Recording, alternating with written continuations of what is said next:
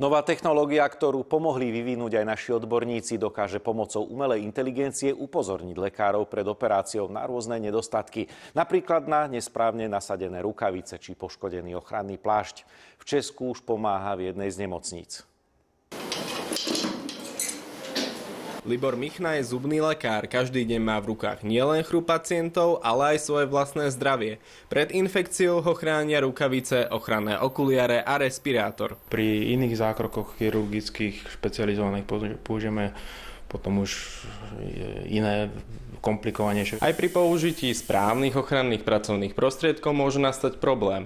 Niektoré môžu byť defektné, teda poškodené, alebo si ich lekár môže nesprávne nasadiť. Pri poškodení ochranných prostriedkov hrozí nebezpečenstvo infekcie nielen pacientovi, ale aj samotnému lekárovi. Najčastejšie je to teda HIV, hepatitida C alebo hepatitida B.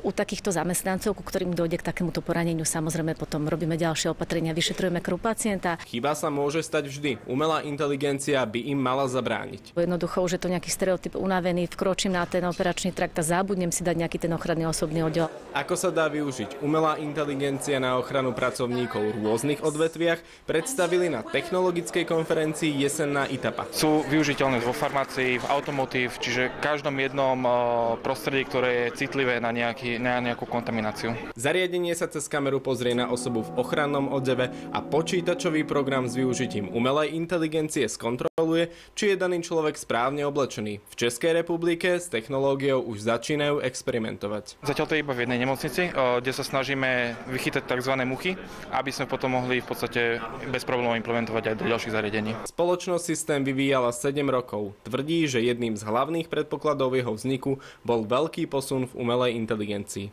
Oliver Remiáš, RTVS.